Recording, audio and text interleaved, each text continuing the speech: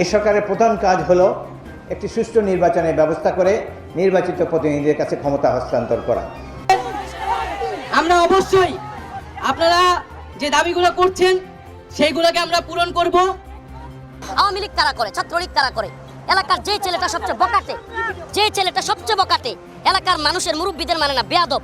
দুর্বৃত্তায়নের মাধ্যমে কয়েক লক্ষ কোটি টাকা ব্যাংকিং খাত থেকে চলে গেছে। সেই টাকাটার কারণে তো ব্যাংকিং খাত মোটামুটি একটা অস্থিতিশীল পরিবেশে ছিল। তখন ক্ষমতা থাকে তখন তাদের থাকে একরকম মুখের ভাষা, আর যখন আসামি হয় তখন তার মুখের ভাষা থাকে আরেক রকম। রাজশাহী রংপুর থেকে কেন নিচ্ছেন না? সেখানে কি কোনো যোগ্য মানুষ নাই? কেন তারা বঞ্চিত হবে? তারা বঞ্চিত হবে সবসময়। কারণটা জানে, চেপে থাকতো। ফারুকি, কি কারণ জানতেন আপনি? হ্যাঁ, কি কারণ বুঝছেন? আপনি কি অন্তর্জামী? আপনারা মস্করা বন্ধ করেন, আপনারা বিপদে পড়বেন, আর আপনারা বলবেন আর শিক্ষার্থীরা রাস্তায় নেমে আসবেন। এই দিন আর বেশি দিন থাকবে না।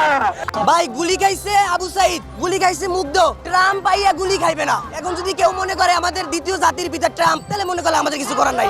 আপনাদেরকে যেহেতু আমরা গদিতে বসাইতে পারছি, আপনাদেরকে গদি থেকে নামানো আমাদের জন্য 2 মিনিটের ব্যাপার না। কিন্তু ফারুকির নাম কোথাও নাই, সে কিন্তু জুলাই অভ্যুত্থানে আমাদেরকে সরাসরি সহযোগিতা করে নাই। আই থিঙ্ক আমার ধারণা মূল্যস্ফীতির ব্যাপারটাতেও আমাদের একই ধরনের লিভার ইউজ করতে হবে। এতে আইনের সুস্পষ্ট লঙ্ঘন, মানবাধিকার লঙ্ঘন এবং সংবিধানেরও লঙ্ঘন আমরা বিজ্ঞ আদালতের দৃষ্টি আকর্ষণ করেছি। 2024-এর 5ই আগস্ট পর্যন্ত অনেক মানুষ বিশ্বাস করতো না যে শেখ হাসিনার পতন হতে পারে। আমার বাবার নামের কিছু সঙ্গতি আছে, কিছু অসঙ্গতি আছে। সো এটাকে আসলে আমি কিনা আমি এখনো খুব নিশ্চিত না। এখন যেমন ওন করি, আগামী কালকে ডিজন করতে আমরা 2 বার ভাববো না। আপনাদের পাশে দাঁড়িয়ে আছি, সেই চাপ থেকে নামাতে আমরা 2 বার ভাববো না। এই সরকারের প্রধান কাজ হলো একটি সুষ্ঠু নির্বাচনের ব্যবস্থা করে নির্বাচিত প্রতিনিধিদের কাছে ক্ষমতা হস্তান্তর করা। কিন্তু দেখা গেল যে যায় লঙ্কায় সেই হয় রাবণ। তারা দীর্ঘদিন 10-20 বছর ক্ষমতায় থাকতে চায়। ইতিমধ্যে দেখা গেছে যে আওয়ামী ঘরানার বহু লোক উপদেষ্টা পরিষদের মধ্যে ঢুকে গিয়েছেন। ছাত্ররাও মনে হয় যে ছাত্রদের কর্মকাণ্ডে মনে হয় তারা আমাদের সন্তান তুল্য, মনে হয় তারাই দেশটা স্বাধীন করেছে, আর কেউ এখানে অংশগ্রহণ করে নেই। আমাদের এই যে হাজার হাজার লোক জীবন দিল বিএনপি এবং অন্যান্য রাজনৈতিক দলের, তাদের হিসাব নিকাশ কে করবে? এবং মাঝে মাঝে দুঃখবোধে আক্রান্ত হই। 2 দিন আগেই ছাত্রদের বড় নেতা, বৈষম্য বিরোধী ছাত্র নেতা বলেছেন যে 2000 লোক একটা ভোট দেওয়ার জন্য জীবন দেয়নি। আরে ভোটে এত সোজা? ভোটই তো গণতন্ত্রের প্রতীক। ভোটের জন্যই তো আমরা 71 সালে লড়াই করেছি, গণতন্ত্রের জন্য। এই লড়াই তো হয়েছে গণতন্ত্রের জন্য, বাক স্বাধীনতার জন্য, জনগণের মৌলিক অধিকার অর্জনের জন্য, যার প্রথম পদক্ষেপ হলো একটি সুষ্ঠু নির্বাচন। নির্বাচন গণতন্ত্রের প্রধান উপাদান। আর এরা বলতেছে ভোটের জন্য দেশ স্বাধীন হয় না। তো কী জন্য এই যুদ্ধ, কী জন্যই আমাদের এই আত্মদান? ভোট এতই হেলাফেলার বস্তু? অর্থাৎ এরা গণতান্ত্রিক সমাজ বিনির্মাণে বিশ্বাসী নয়। তারা মনে করে যে রাজপথে 2টা মিছিল করলে দেশ ঠিক হয়ে যাবে। তাদের হয়তো গুরুরা তাদেরকে শেখায় first Republic, second Republic. Republic একটাই, যেটা আমরা 71 সালে সৃষ্টি করেছিলাম, 1971 সালে। এখানে সেকেন্ড রিপাবলিক, থার্ড রিপাবলিক, এসব আতেলের জাতীয় কথাবার্তা, এগুলোর এখন আর প্রয়োজন নাই। সাধারণ মানুষ বোঝে, সেই ভাষায় কথা বলেন। অতি অল্প সময়ের মধ্যে নির্বাচনী সংস্কার করে নির্বাচন দেন, বাকি সংস্কার করবে নির্বাচিত প্রতিনিধিরা। জনগণের মুখের ভাষাটাও নির্বাচিত প্রতিনিধি, সেই নির্বাচনে আপনারা অংশগ্রহণ করেন। ছাত্ররা অংশগ্রহণ করতে পারে, তাদের যে নাগরিক পার্টি আছে তারাও অংশগ্রহণ করতে পারে, অন্য কোনো দলকে সমর্থন দিতে পারে। আমরা সবাই জনগণের সামনে উপস্থিত হব আমাদের নিজ নিজ ম্যানিফেস্টো নিয়ে। জনগণ যাদেরকে পছন্দ করবে, যাদেরকে যোগ্য মনে করবে দেশ পরিচালনার জন্য, তাদেরকে নির্বাচিত করবে। বিএনপিকে ভোট দিতে হবে এমন কথা তো আমরা বলি না। আমরা একটা সুষ্ঠু নির্বাচন চাই। সব রাজনৈতিক দল অতীতে ক্ষমতায় ছিল, বিএনপিও ছিল। আমাদের নিশ্চয়ই ভুলভ্রান্তি আছে, মানুষ মাত্রের ভুল হয়। আমরা অবশ্যই আপনারা যে দাবিগুলো করছেন সেইগুলোকে আমরা পূরণ করব। আপনারা তো নিশ্চয়ই বুঝেন যে হল নিশ্চয়ই 3 দিনে করে দেওয়া সম্ভব না, বুঝেন। কিন্তু 3 দিনে আমরা কি দায়িত্বটা হস্তান্তর করতে পারবো? বুঝেন, তাইলে সেই সময়টা আমাদের দিতে হবে। আরেকটা বিষয় ভাইয়ারা শুনেন, একটা কথা শুনেন। এখন আপনারা এইভাবে যেভাবে বলতেছেন, সমাবেশের ভিতরে কিন্তু আপনাদের কথাটা স্পষ্টভাবে বোঝা যাচ্ছে না। আপনাদের সাথে একটু বসতে হবে, বসে আপনাদের কথাটা এক্স্যাক্টলি বলতে হবে এবং আমাদের জায়গা থেকে আমরা এক্স্যাক্টলি বলবো।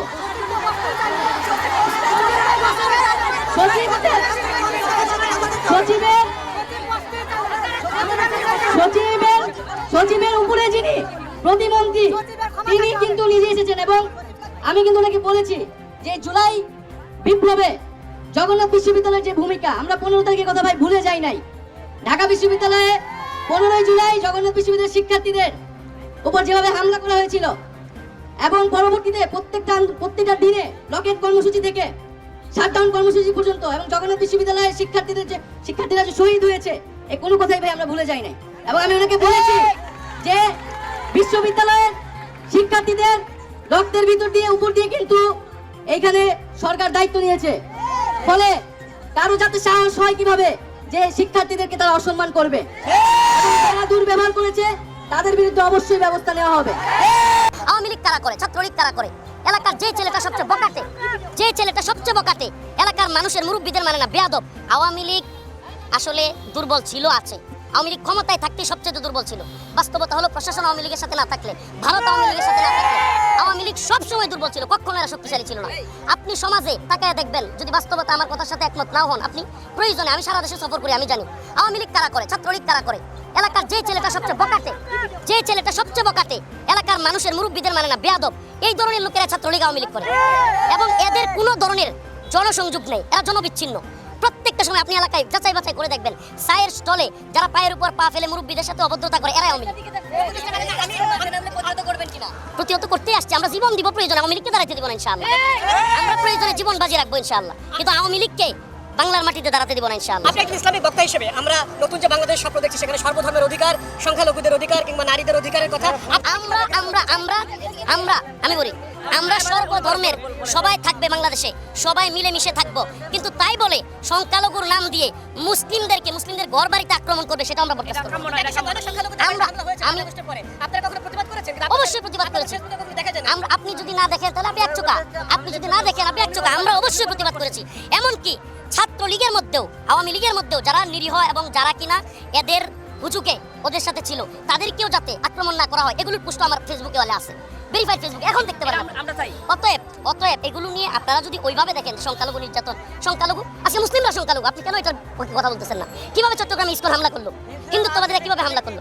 অতএব আমরা এগুলোর জবাব আপনাদের মাধ্যমে চাই, মিডিয়ার মাধ্যমে। আমরা চাই না হিন্দুদের বাড়িতে আক্রমণ হোক, আমরা চাই না বৌদ্ধদের বাড়িতে আক্রমণ হোক, সবাই সবার ধর্ম নিয়ে তার স্থানে। আপনি ওইটা দেখেন নাই যে আলেম উলামা বিভিন্ন নেতারা আমাদেরকে বলে, সবাইকে বলে এই পাহারা দেওয়ার কথা বলেছে, যাতে করে তাদের উপর আক্রমণ না হয়। দুর্বৃত্তায়নের মাধ্যমে কয়েক লক্ষ কোটি টাকা ব্যাংকিং খাত থেকে চলে গেছে। সেই টাকাটার কারণে তো ব্যাংকিং খাত মোটামুটি একটা অস্থিতিশীল পরিবেশে ছিল, আছে। এই জায়গাটাকে কন্টিনিউ করে রাখা একটা বড় চ্যালেঞ্জ। যে জিনিসটা আমি বলবো যে ব্যাংকিং খাতে কোনো ধরনের মেলডাউন হবে না, উই হ্যাভ স্টেবিলাইজড ইট। হ্যাঁ, কয়েকটা ব্যাংকে এখনও গ্রাহকদের টাকা দিতে পারছে না, সেজন্য আমরা সর্বাত্মক চেষ্টা করছি কিছু লিকুইডিটি দিয়ে কীভাবে এটাকে ম্যানেজ করা। কিন্তু একটা জিনিস মনে রাখতে হবে, আমাদের ম্যাক্রো স্টেবিলিটিকে কম্প্রোমাইজ না করে আমরা কিন্তু ব্যাংকিং খাতকে উদ্ধার করার চেষ্টা করছি। আমরা কিন্তু টাকা ছাপাচ্ছি না। এখন পর্যন্ত গত 3 মাসে বাংলাদেশ ব্যাংক থেকে টাকা ছাপিয়ে কোনো কিছু দেওয়া হয়নি এবং হবে না। গত সপ্তাহে সার কেনার জন্য একটা টেন্ডার ইস্যু করা হয়েছে 5,000 কোটি টাকার মতো, একটা বন্ড ইস্যু করা হয়েছে 5,000 কোটি টাকার মতো। আমরা জানি যে ওই বন্ডটা আলটিমেটলি সেন্ট্রাল ব্যাংক থেকে তারা লিকুইডিফাই করবে ব্যাংকগুলো। আমরা ওইটার এগেনস্টে অফসেট করার জন্য 5,000 কোটি টাকার ইকুইভ্যালেন্ট আমরা বন্ড ইস্যু করে টাকাটাকে অ্যাবজর্ব করেছি ফর দ্য টাইম। কারণ হচ্ছে আমাদের লক্ষ্য হচ্ছে ম্যাক্রো স্টেবিলিটি, এক্সচেঞ্জের স্টেবিলিটি হইতেই হবে। এটা না হলে পরে ইনফ্লেশন স্টেবিলিটি আসবে না, প্রাইস স্টেবিলিটি আসবে না। আমাকে এই ফাইটটা করতে হবে। যে জিনিসটা আমি দেখতেছি ইনফ্লেশনের ক্ষেত্রে, হ্যাঁ অবশ্যই আমি জানি যে ইন্টারেস্ট রেট বেড়েছে, but that's the only medication that's globally practised and ইকোনমিক্সের থিওরি নাম্বার 101। এটাকে অস্বীকার করে লাভ দেয়। আমাকে বুঝতে হবে, আমরা প্রত্যেকটা দেশকে অ্যানালাইজ করেছি, ইউকে, আমেরিকা, থাইল্যান্ড, কোনো দেশেই 12 মাসের নিচে ইনফ্লেশন কমে নাই, 12টা মাস নয়। আমরা শুরু করেছি কম, আমরা শুরু করেছি সত্যি কথা বলতে IMF-এর চাপে পড়ে গত সরকার ইন্টারেস্ট রেট লিবারালাইজেশন করলো কবে? জুন মাসে। জুলাই, অগাস্ট, সেপ্টেম্বর, অক্টোবর, 3 থেকে 4 মাস হয়েছে। আরও 8টা মাস অন্তত আমাকে দিতে হবে to bring it down to 5-6%। Rajshahi Rangpur থেকে কেন নিচ্ছেন না? সেখানে কি কোনো যোগ্য মানুষ নাই? কেন তারা বঞ্চিত হবে? তারা বঞ্চিত হবে সবসময়। স্বাধীনতার পর থেকে তাদেরকে যেভাবে বঞ্চিত করা হয়েছে সেটি সত্যিই দুঃখজনক। সম্মানিত বন্ধুরা, এই পর্যায়ে বক্তব্য নিয়ে আসছেন ঢাকা বিশ্ববিদ্যালয়ের মেধাবী শিক্ষার্থী রাকিব।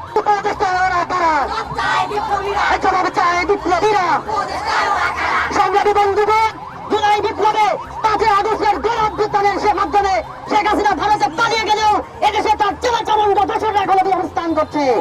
আমরা উপদেষ্টা প্যানেলকে দেখেছি, তারা এখনো শেখ হাসিনার দোসর, খুনি হাসিনার দোসর, আওয়ামী লীগের লাঠিয়াল বাহিনী, ছাত্রলীগের লাঠিয়াল বাহিনী কাউকে এখনো গ্রেফতার করতে পারে নাই। 5 নভেম্বরে ছাত্রলীগের চিহ্নিত দোষীরা, অপরাধীরা ফেসবুক লাইভের মাধ্যমে আন্দোলনে আসার আহ্বান করছে, তাদেরকে গ্রেফতার করা হয়নি।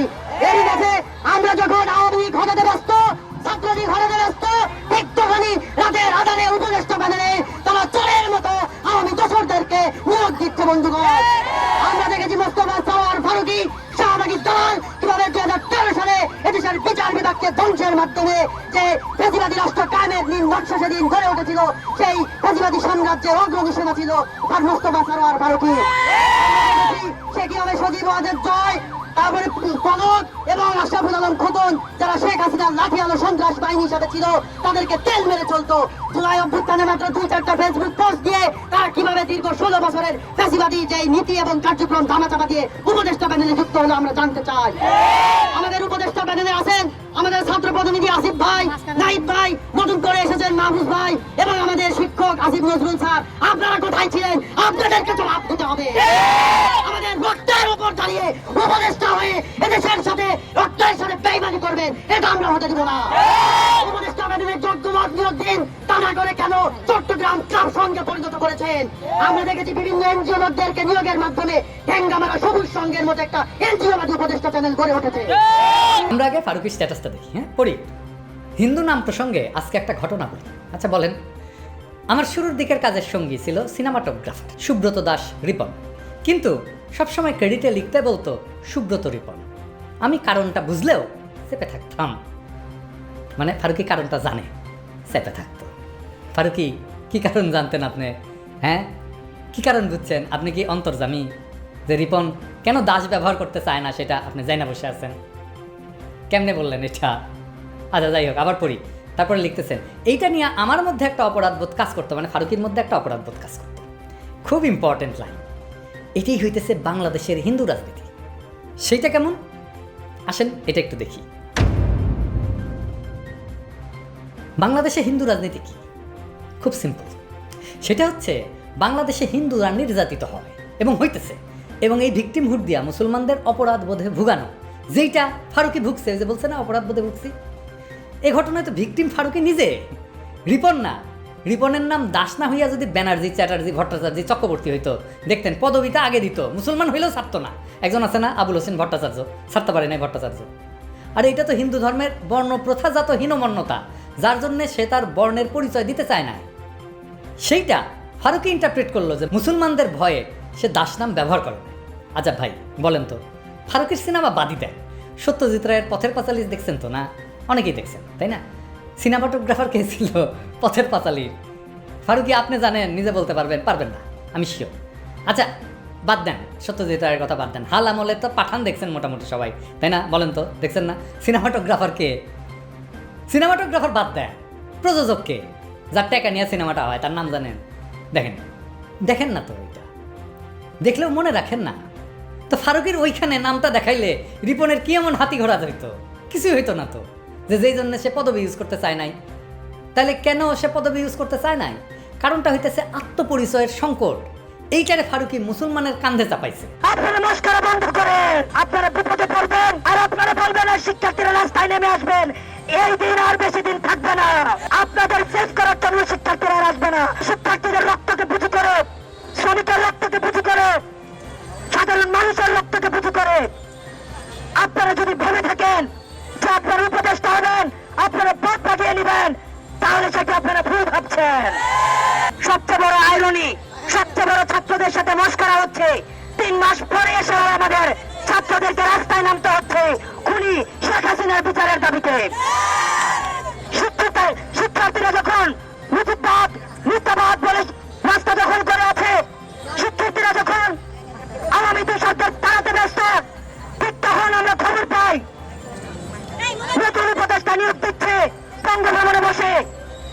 বঙ্গভবনে যারা ধানমন্ত্রী 32-কে কাফেলা মনে করে তাদেরকে উপদেষ্টা নিয়োগ দেওয়া হয়েছে।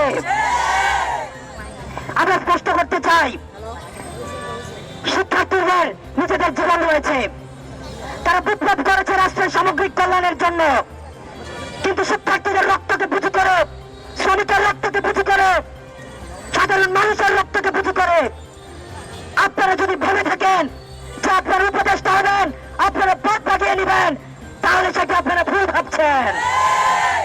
আমরা স্পষ্ট করে বলতে চাই, আমরা জানতে চাই কাদের প্রেসক্রিপশনে এই আওয়ামী সরকার পুনর্বাসন হচ্ছে।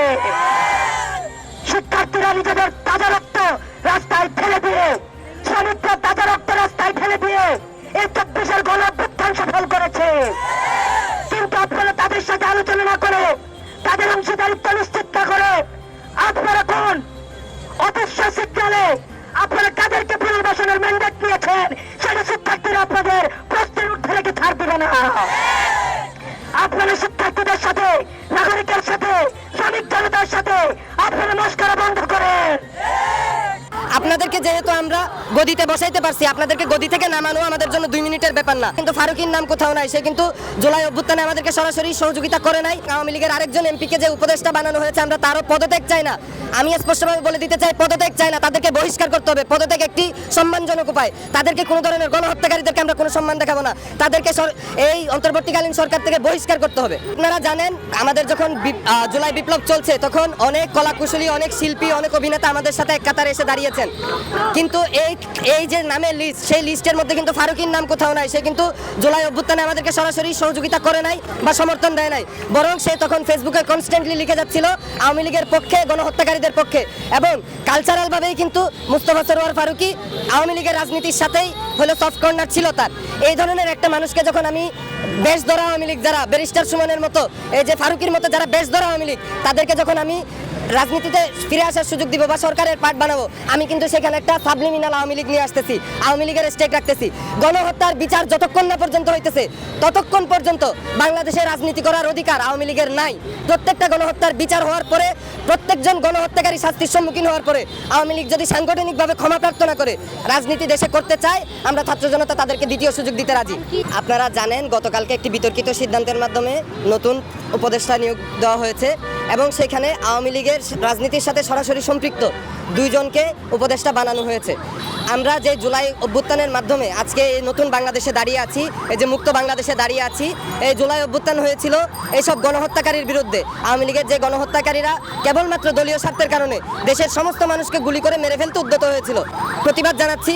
এবং আমরা স্পষ্টভাবে জানাই দিতে চাই, আপনাদেরকে যেহেতু আমরা গদিতে বসাইতে পারছি, আপনাদেরকে গদি থেকে নামানো আমাদের জন্য 2 মিনিটের ব্যাপার না। আপনারা গণহত্যাকারীদেরকে আপনারা পুনর্বাসনের চিন্তা ভাবনা করবেন না, বরং আপনারা চেষ্টা করেন যেভাবে করে বিপ্লবের পরে আপনারা কাজ করছিলেন, ছাত্র প্রতিনিধিদের সাথে বসে, স্টেক হোল্ডারদের সাথে বসে দেশের সংস্কারমূলক কার্যক্রমগুলো করা এবং পলিসি সংস্কারের কাজগুলো করা। উপদেষ্টা করতে সরকারকে 24 ঘন্টার আলটিমেটাম। অন্তর্বর্তী সরকারের উপদেষ্টা পরিষদে রংপুর ও রাজশাহী বিভাগ থেকে উপদেষ্টার দাবি করেছে বৈষম্য বিরোধী ছাত্র জনতা। এই দাবিতে আজ সোমবার তারা বিক্ষোভ মিছিল করেছে। তাদের দাবি, অন্য সময়ের মতো বর্তমান সময়ে রংপুর রাজশাহী বিভাগে অবহেলিত হচ্ছে, বৈষম্যর শিকার হচ্ছে এই 2টি বিভাগের বাসিন্দারা। এ সময় তারা কোঠা আন্দোলনের নেতা ও জাতীয় নাগরিক কমিটির সদস্য সচিব আক্তার হোসেনকে অন্তর্বর্তী সরকারের উপদেষ্টা করার দাবি জানান। উপদেষ্টার দাবিতে সোমবার বিকেলে বেগম রোকেয়া বিশ্ববিদ্যালয়ের কারমাইকেল কলেজের শিক্ষার্থীর বিক্ষোভ মিছিল করেন। নগরীর প্রধান সড়কে বিক্ষোভ শেষে রংপুর প্রেস ক্লাবের সামনে সমাবেশে অংশ নেন শিক্ষার্থীরা। সমাবেশ থেকে শিক্ষার্থী আগামী 24 ঘন্টার মধ্যে রংপুর ও রাজশাহী বিভাগের উপদেষ্টা অন্তর্বর্তী সরকারের উপদেষ্টা দিতে হবে উপদেষ্টার কাছে দাবি করেছে। বেঁধে দেওয়া সময়ের মধ্যে এই 2 বিভাগ থেকে উপদেষ্টা নিয়োগ না দেওয়া হলে কঠোর আন্দোলনের হুঁশিয়ারি দেন তারা। সমাবেশের সমন্বয়ক ইমরান বলেন, উত্তরবঙ্গ নিয়ে বরাবরই টালবাহানা এবারও সহ্য করতে হবে না। আগামীকাল অফিস সময়ের মধ্যে উত্তরবঙ্গ 24-এর বিপ্লবের মাস্টারমাইন্ড আক্তার হোসেন ভাইকে উপদেষ্টা পরিষদে অন্তর্ভুক্ত করা না হলে কঠোর কর্মসূচির ঘোষণা করা হলো। স্বৈরাচার সরকারের মতোই বর্তমান রংপুরের বিচ্ছিন্ন করার রূপরেখা হচ্ছে মন্তব্য করেছেন বৈষম্য বিরোধী ছাত্র আন্দোলন আন্দোলনের সমন্বয়ক মোহাম্মদ রাজিবুল জামান হৃদয়।